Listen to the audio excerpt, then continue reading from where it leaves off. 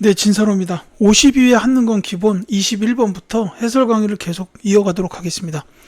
가에 들어갈 세시 풍속으로 옳은 것은? 하고 물어봤어요. 자, 동지로부터 105일째 되는 이 날은 찬 음식을 먹는다고 해서 그 이름이 유래가 되었습니다. 농사가 시작되는 시기므로 풍년을 기원하며 성묘를 하였습니다. 라고 되어 있는데, 자, 동지 후에 105일째 되는 날, 그 다음에 찬 음식을 먹는다라는 데서 이 날을 추론할 수도 있고요. 그 다음에 이제 동지로부터 15주, 뭐, 이렇게 됩니다. 이 날은 이제 4월 4일, 4월 5일 정도 되는데, 한식이에요. 2번이 정답입니다. 풍년을 기원하며 성묘를 하였다. 이제 찬 음식을 먹어도 되는 시기쯤이 된 거죠. 그렇게 보시면 되겠고, 그 다음에, 정월 대보름은 1월 15일. 이때는 보름달을 보면서 소원을 빌었다. 뭐, 요런 날이고요. 이제 설날하고 중양절은 이렇게 설명을 드릴게요. 예로부터 홀수가 겹치는 날은 상당히 길한 날짜로 이렇게 이제 인식을 했어요. 그래서 1월 1일이 설날, 그 다음에 3월 3일이 삼진날, 그 다음에 5월 5일은 단오, 7월 7일은 칠석, 그 다음에 9월 9일이 바로 중양절입니다. 자, 이 중에서 이제 3월 3일 삼진날엔 이제 제비가 온다라는 그런 날이고, 이 9월 9일에 그 왔던 제비가 돌아간다라고 이렇게 생각들을 하셨다라는 거죠. 뭐 이제 단오 때는 창포물에 머리를 감다든지 이런 것도 있고, 이제 칠석은 견우와 직녀 관련된 거 기억하시면 세시풍속 문제는 풀 수 있을 겁니다. 다만 심화 시험에서는 세시풍속 문제가 잘 안 나오는 추세에 있죠. 그럼 11월 11일. 근데 뭐 11월 11일이 세시풍속으로 따로 있지는 않을 거고, 대신에 현재 양력 11월 11일은 빼빼로데이 말고요. 농업인의 날. 같이 뭐 참고해 두시면 되겠습니다. 자, 22번 갈게요. 가인물에 대한 설명으로 옳은 것은? 하고 물어봤습니다. 자, 안동에 있는 병산서원으로 가의 학문과 업적을 기리기 위한 곳입니다. 임진왜란이 일어났을 때 훈련도감 설치를 건의하기도 하였습니다. 라고 되어 있어요. 뭐 제가 기억하는 걸로는 뭐 이런 훈련도감 건의 뭐 이런 것도 있지만, 이제 임진왜란 당시에 그 영의정이었던 분이에요. 그 선조의 그 정책적인 그 뒷받침이 됐던 분이다. 뭐 이렇게 볼 수도 있겠지만, 이제 제가 기억하는 거는 이제 당시에 그 조정에서 이순신 장군을 굉장히 이렇게 그 좀 모함하고 폄하하는 이런 일들이 많았어요. 그 원균 그 사람이 서인 쪽이에요. 근데 그래서 이제 폄하하고 막 비방하고 이랬는데, 이제 이때도 끝까지 이순신 장군을 지키려고 노력하셨던 문관으로 기억하는 분입니다. 바로 류성룡 학자예요. 자, 이 류성룡에 대한 설명으로 옳은 것을 찾아라라는 건데, 이분이 시험에 나오는 거는 상당히 이례적이긴 합니다만, 이분에 대해서 기억해야 될 게 있다면은 대표적인 저서 징비록이 있어요. 징비록. 임진왜란 때 있었던 일들을 이제 기록한 책이다라고 보시면 되겠습니다. 바로 1번이 정답이에요. 다만 이 문제는 류성룡 학자라는 사실을 몰라도 문제를 풀 수가 있습니다. 왜냐하면 다른 선지들이 워낙 이제 시기랑 관련이 없어요. 사군 육진을 개척하였다. 이거는 이제 세종대왕식이고, 사군은 최윤덕 장군, 그 다음에 육진은 김종서 장군. 이렇게 보면 되겠죠. 물론 김종서 이분은 장군이라고도 하겠지만 고려사 저료 같은 이런 역사책도 쓰신 훌륭한 문관 분이시기도 합니다. 자, 석양천도를 주장하였다. 이거는 뭐 묘청이죠. 고려시대 그 문벌 사회가 동요되던 시기라고 보시면 되고, 대동여지도를 제작하였다. 이거는 조선 후기에 김정호라는 학자분이시죠. 고산자 김정호 선생 말하는 겁니다. 그래서 시기상 임진왜란 근처 선조 제위 시기랑 관련이 너무 없기 때문에 이 징비록이 뭔지 정확히 몰라도 정답을 찾을 수는 있겠구나라는 거였습니다. 자, 23번 갈게요. 가에 들어갈 인물로 옳은 것은? 하고 물어봤습니다.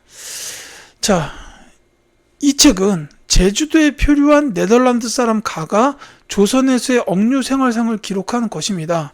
조선의 풍속이 서양 사회에 알려지는 계기가 되어 사료적 가치가 있습니다. 라고 돼 있어요. 자, 제주도에 표류했다라는 데서 이 책을 알 수가 있습니다. 이 책이 뭐냐면 하멜 표류기예요.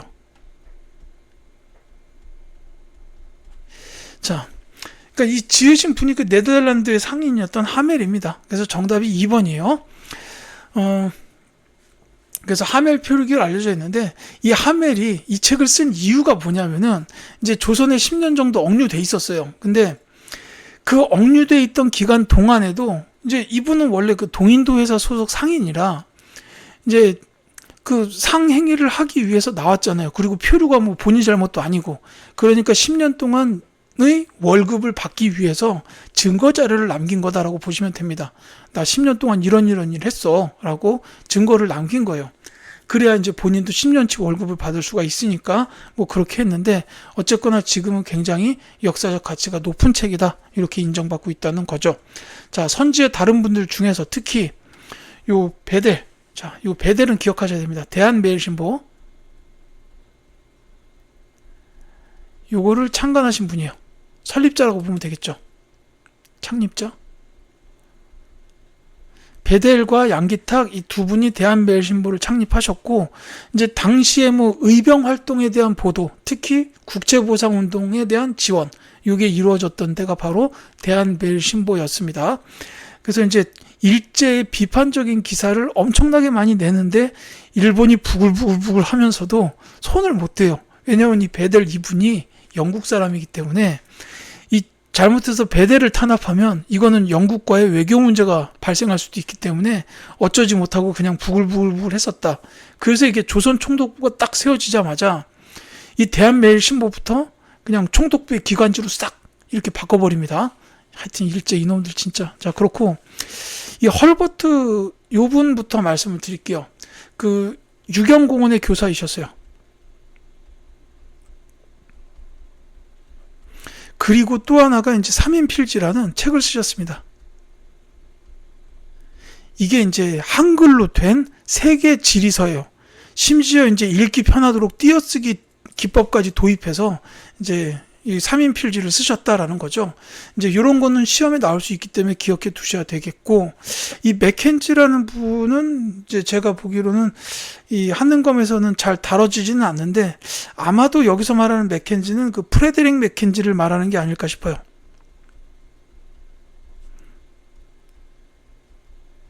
자, 이분이 프레데릭 맥켄지 이분이 뭐 하셨냐면은 그 한말부터 일제강점기 사이에 우리나라에서 이제 일어났던 각종 사건들을 보도했던 언론인이에요.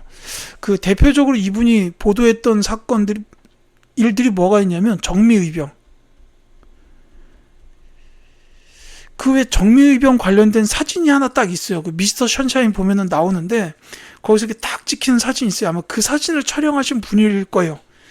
이거는 제 기억이 조금 정확하지 않을 수도 있고, 진짜 정확한 기억은 이거예요. 제암리학살 사건.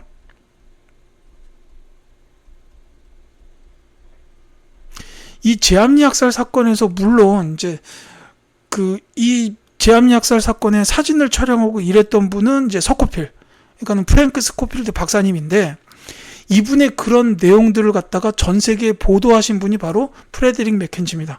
이건 이제 그만큼 우리나라를 사랑했고 우리나라가 독립하기를 바랬던 그런 분이기 때문에 이제 저도 다시 한번 보고 기억을 해두는 계기가 되도록 만들겠습니다. 자, 24번 갈게요.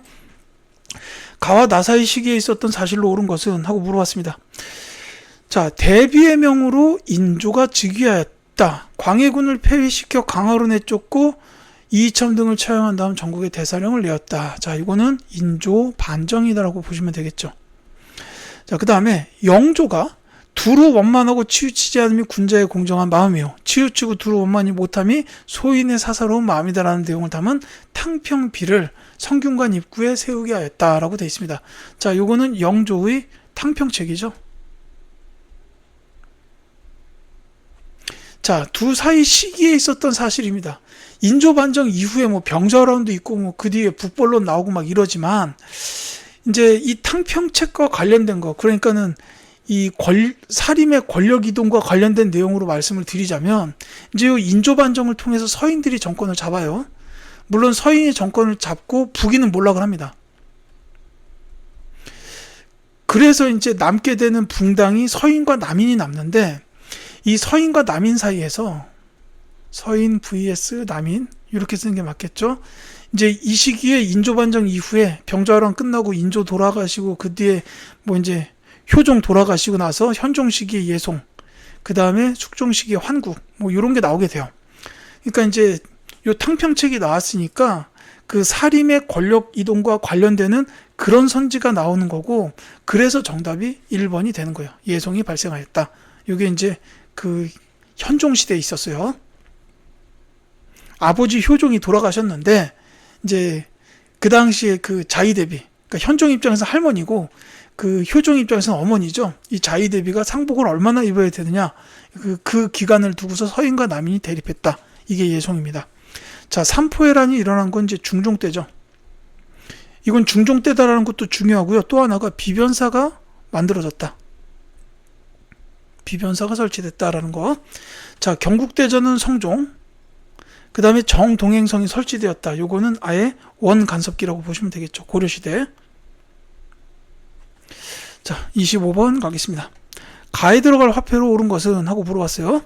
자, 이 화폐는 조선 숙종 때 공식 화폐로 주조되어 널리 유통되었고, 물품 구입이나 세금 납부에 화폐를 사용했다라는 겁니다. 자, 조선 숙종 때 주조됐다, 널리 유통됐다라는 거예요. 자, 이 화폐는 뭐냐면 상평통보입니다. 정답은 3번이에요. 자, 이 건원중보나 해동통보는 고려시대의 화폐인데, 이거는 유통이 잘 되지 못했어요. 고려시대 때는 활구, 은병, 요게 이제 유통이 많이 됐고, 이 건원중보나 해동통보는 유통이 잘 되지 않았습니다. 대신에 이 상평통보는 활발하게 유통되면서 경제발전에 기여했다라는 거고, 그 다음에 이 백동화 같은 경우는 개항기 시기에 만들어진 화폐인데, 이제 전환국에서 발행했다. 그 다음에 요 이후에 그 빌어먹을 인간 있죠. 메가타의 화폐정리 사업. 요때를 기해 가지고 일본의 제1은행권으로 대체가 돼요. 그러면서 이제 제1은행권 대체와 동시에 전환국이 폐지됩니다. 야, 조선에서 이제 뭐 대한제국에서 화폐 주저할 일 없잖아. 전환국 없애버렸다 이거죠. 자, 이렇게 보시고 26번 갈게요. 밑줄 그은 사절단으로 오른 것은? 자, 이것은 일본 에도 막부의 요청으로 조선이 파견한 공식 외교 사절단에 관한 기록물입니다. 이 기록물을 통해 양국의 우호관계 구축과 유지를 위해 노력하였다는 것을 알 수 있습니다. 라고 되어 있어요. 자, 일본 에도 막부의 요청이고 조선이 파견한 공식적인 외교 사절단이라는 거죠. 여기서부터 알 수 있습니다. 이거는 일본이 막부 정치, 그러니까 이 시기는 조선시대 후기 개항 이전입니다. 이때 일본으로 갔던 사절단을 가리켜서 통신사라고 불러요. 그래서 4번이 정답입니다. 자, 요게 그러니까 개항 이전이에요. 그리고 수신사가 나오는 게 요게 개항 이후입니다. 이렇게 일본 이 사절단 구분하시면 되겠고, 물론 이제 조사시찰단도 있죠. 자, 보빙사, 요건 미국이죠. 개항 이후에 미국으로 간 외교사절단이 보빙사, 그 서강범, 민영익이 이제 대표였고, 서강범 같은 이런 분들이 같이 가셨죠. 자, 그 다음에 연행사는 개항 전에 간 청나라 외교사절단이에요. 요 개항 전이고, 영선사도 청나라로 간 건데, 요거는 이제 개항 후입니다. 이때 영선사가 간 거는 그 신식 무기의 제조를 배우기 위해서 갔던 거죠. 기기창 설립이 나중에 이어지고, 이렇게 기억해 두시면 되겠습니다. 자, 27번 갈게요. 가 왕의 업적으로 옳지 않은 것은? 하고 물었습니다. 자, 사도세자의 명복을 빌기 위해 세운 융주사, 사도세자가 묻힌 융릉, 해경궁 홍씨의 회가변이 열렸던 봉수당. 자, 사도세자가 아버지, 해경궁 홍씨가 어머니인 이 왕이 누구냐라는 게 제일 먼저 알아야겠죠. 바로 22번째 왕 정조입니다. 자, 사도세자에 대한 효심이 지극했다라고 알려져 있어요. 그래서 이제 뭐 수원 화성만 갔다 하면은 앉아가지고 사도세자를 그리워하고 뭐 이렇게 했다라고 돼 있습니다. 이제 해경궁 홍씨 회가변 뭐 이런 것도 관련된 키워드가 되겠죠. 자, 정조의 업적으로 옳지 않은 건데 이제 정조의 업적은 꽤나 많습니다. 대표적인 거 몇 가지만 좀 쓸게요. 일단은 규장각 나왔지만 이거보다 먼저 탕평정치. 영조, 할아버지 영조와 더불어서 정조도 탕평정치를 했는데 줄론 탕평이었어요. 정조는 이 학문이 어마어마하게 높았던 천재. 예. 천재 중 천재입니다. 완전 문과 쪽으로는 천재 중에 천재예요. 그러니까는 당시 성리학적 논리를 이용해서 모든 조정 대신들을 그 과거 시험 빡센 시험 통과하고 올라와가지고 공부 엄청 많이 한 그 대신들을 모조리 학문적인 논리로 꺾어버릴 수 있는 그 정도의 능력을 갖고 계셨던 분이에요. 그래서 탕평 정치도 줄론 탕평. 야, 얘기해봐. 그래, 너네 논리를 들어보고 옳은지 옳지 않은지를 내가 논박해가지고 거기에 맞게끔 기용할게. 뭐 이게 이제 줄론 탕평이에요. 이제 영조 같은 경우에는 완론 탕평이라고 해가지고 기계적인 탕평이었어요. 그러니까 뭐 노론, 소론, 남인들을 이렇게 골고루 비율 숫자 맞춰가지고 기용하고 이랬는데 정조의 줄론 탕평은 그게 아니라 신하들이 가지고 있는 논리를 들어보고 이제 거기에 맞춰서 이제 탕평을 하겠다라는 거였고 그 외에는 이제 뭐 규장각이라든지 초기의 문신제 그 다음에 장용영 그리고 이제 수원 화성 이런 업적이 있고 이제 그 외에는 이제 그 신해 통공 요거 이제 금 난정권을 폐지했다 정도가 있어요. 상업활동 장려정책 정도로 보시면 되겠습니다. 이것들이 이제 정조에 관한 가장 대표적인 그 업적들이다라고 보시면 좋겠어요. 자, 그래서 거기에 관련이 없는 거 3번이 있죠. 농사직서를 편찬하였다. 요거는 이제 세종입니다. 이제 세종대왕 시기에 농사직설이 편찬됐고 이제 그 외에는 전부 정조의 업적이라고 보시면 되겠습니다. 예. 자, 이렇게 보시고 28번 가겠습니다. 가이드로 갈 교육기관으로 옳은 것은? 하고 물어봤죠. 자, 여러분은 현재 초등학교와 유사한 조선시대에 가체험을 하고 있습니다. 당시 학생들은 천자문, 동몽선습, 소학 등을 배웠답니다. 라고 돼 있어요. 자, 이제 천자문이라든지 동몽선습, 소학은 유학을 배우기 위한 기초적인 책이다라고 보시면 되겠습니다. 이제 조선시대에 있었던 기초 교육기관이에요. 따라서 이거는 서당을 뜻합니다. 그리고 이제 다른 선지 정답은 1번이고 요 태학은 고구려 때 소수리망 이때 설립된 우리나라 최초의 대학교급 유학교육기관이었고 이제 성균관은 공민왕 시대부터 조선까지 이어져 온 역시 대학교급 유학교육기관 그 다음에 주자감은 발해 이렇게 보시면 되겠죠. 자, 그리고 요 서당에 대해서는 이제 일제강점기 1910년대 뭐 서당 규칙 같은 걸 만들어 가지고 탄압했다. 뭐 이런 것도 그냥 참고로 기억해 두시면 좋겠습니다. 자, 29번 가겠습니다. 다음에서 설명하는 문화유산으로 옳은 것은? 하고 물어봤습니다.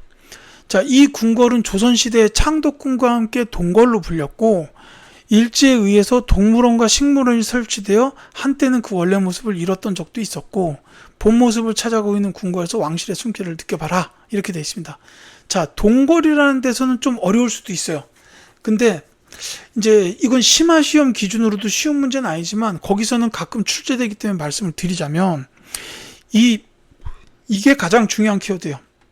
일제에 의하여 동물원과 식물원이 설치되었다. 이제 이게 가장 중요한 키워드입니다. 지금은 다시 궁으로 돌아와 있지만 이 당시에 이 궁은 창경원이라고 불렸어요. 그래서 정답이 4번이에요. 창경궁이 바로 일제에 의해서 동물원, 식물원이 설치됐던 곳이다 라는 겁니다. 자, 뭐 말씀드린 김에 뭐 다른 것도 좀 얘기를 하자면은 이제 경복궁. 요건 이제 뭐 정도전이 설계를 했죠. 설계를 하고 그 다음에 이제 이름을 다 그 장명을 했어요. 뭐 근정전 같은 경우는 이제 정전도 정도전이 다 장명을 했죠. 이게 이제 가장 중요한 키워드고, 그 다음에 조선의 가장 근본인 정궁이었어요. 그 다음에 이제 창덕궁 같은 경우에는 이제 조선 왕들이 가장 많이 사용했다 정도가 나올 수 있어요. 그 다음에 이제 경희궁은 서골로 불렸다.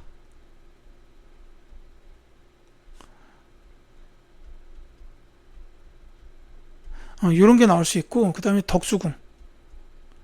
요건 이제 경원궁이라고도 부르는데, 요거에 대해서 이제 궁 문제가 나올 때 제일 많이 등장하는 건 뭐냐면은, 그 인목대비가 유폐된 장소.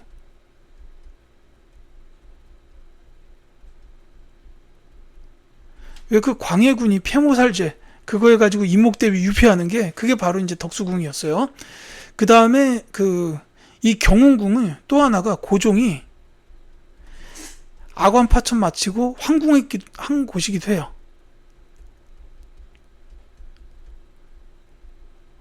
자, 그리고 뭐 이게 나온 적도 있긴 있는데, 그 미소공동위원회, 요거 일단 쓸게요. 미소공동위원회가 열린 곳. 여기도 이제 덕수궁이고, 이게 이제 덕수궁에서 석조전이에요. 석조전. 이제 이건 현대적 건물입니다. 그 다음에 또 하나가 을사늑약이 체결됐다. 이거는 덕수궁의 중명전이라는 건물이요. 이것도 현대적 건물입니다.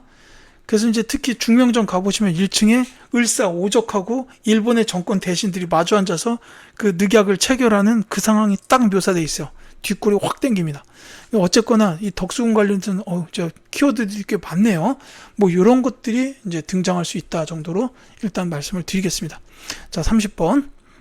자, 가에 들어갈 섬으로 오른 것은? 하고 물어봤어요. 자, 10월 25일 이날은 가가 우리 영토임을 분명히 밝힌 대한제국 칙령제 41호를 기념하고 이를 대내외적으로 알리기 위해 정해졌다. 이렇게 되어 있습니다. 자, 대한제국 칙령 41호로 나와 있는 가장 대표적인 섬, 이 섬은 바로 독도입니다. 우리 땅 독도에 대한 설명, 대한제국 칙령 41호, 이게 이제 가장 그 중요한 독도 관련 키워드입니다. 그리고 또 하나가 있다면, 요보다 조금 앞시기예요. 1860 몇 년인가 그때인데, 일본이 태정관 문서에서 이제 자기들의 영토가 아님을 명시했다. 이 태정관이 이제 그 일본 국내 업무를 총괄하는 기관일 거예요. 뭐 제가 일본 관서까지 알 필요는 없지 않습니까? 그래서 이제 그 문서에서 이제 저 땅은 우리 영토가 아니다라는 걸 명시해 놨다라는 거죠. 그래서 이제 지금도 일본 측에서 주장하는 건 뭐냐면, 우리 땅은 아닌데, 그럼 너네 땅은 맞냐? 그것도 아니지 않냐? 근거가 없지 않냐? 뭐 이따위로 떠든다는 거죠. 하여튼, 뭐 좋아할래야 좋아할 수가 없어요. 정말로. 배워야 할 점은 많지만 참 좋아하기가 어렵습니다. 자, 어쨌거나 요 섬은 독도입니다.